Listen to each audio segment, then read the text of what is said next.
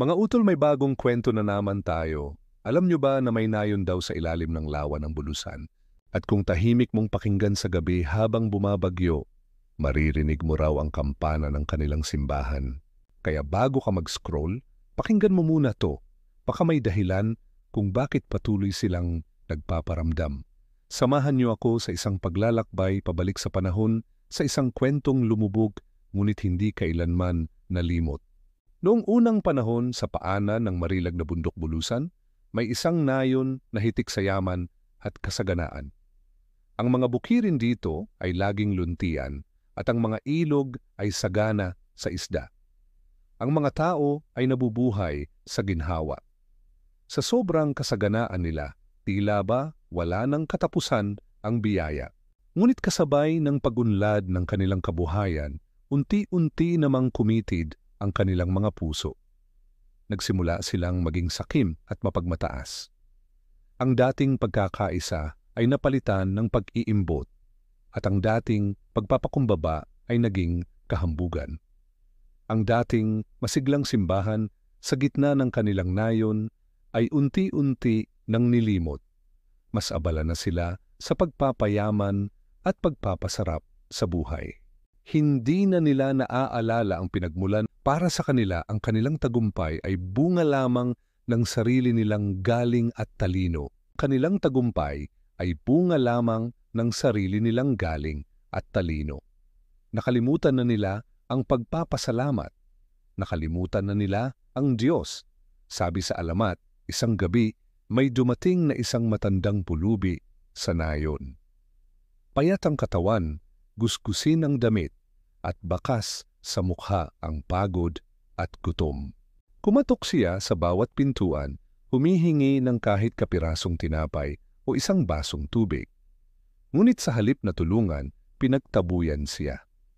Pinagtatawanan, hinahamak at tinatrato na parang basura.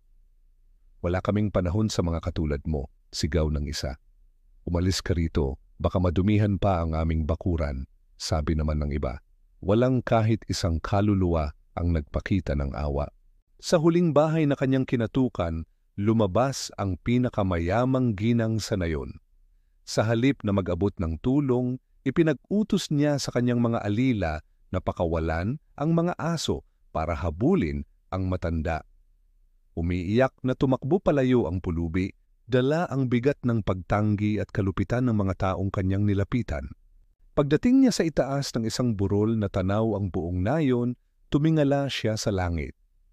Sa puntong iyon, biglang dumilim ang kalangitan na para bang nakikidalamhati. Kumidlat ng sunod-sunod at kasunod nito ay isang kulog na yumanig sa buong kalupaan. Bumuhos ang isang napakalakas na ulan, hindi ordinaryong ulan, kundi isang dilubyo. Ang tubig mula sa langit ay tila walang katapusan. Kasabay nito, bumulwak din ang tubig mula sa lupa. Nataranta ang mga tao, nagsigawan, nagtakbuhan, pero wala na silang mapupuntahan. Mabilis na tumaas ang tubig. Ang kanilang mga magagarang bahay, ang kanilang mga ginto at pilak, ang lahat ng kanilang pinaghirapang yaman ay walang silbi.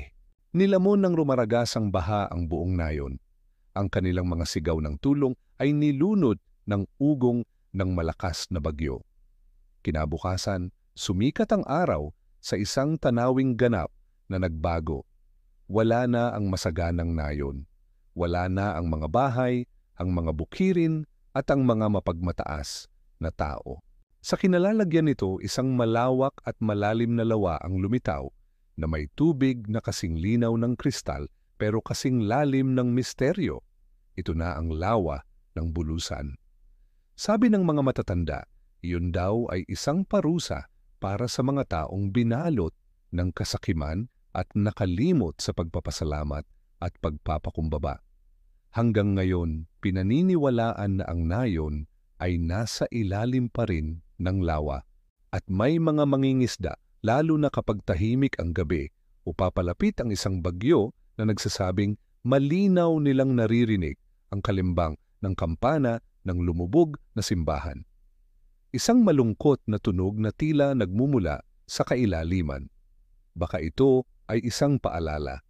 Isang paalala na ang lahat ng bagay na mayroon tayo ay hiram lamang. Na sa gitna ng lahat ng ating tagumpay at kasaganaan, hindi natin dapat kalimutan ang pinakamahalaga. Ang maging mapagkumbaba, ang maging mapagbigay, at higit sa lahat, ang laging magpasalamat sa may kapal. Ang kampanang iyon ay hindi lang isang multo ng nakaraan, kundi isang aral na patuloy na umaalingaw-ngaw hanggang sa kasalukuyan.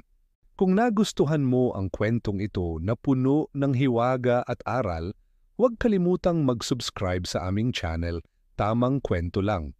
I-like at i-share mo na rin ang video na ito, mga utol, para mas marami pa tayong mapaisip at matuto mula sa mga alamat ng ating lahi. Maraming salamat sa panunood at hanggang sa susunod na kwento.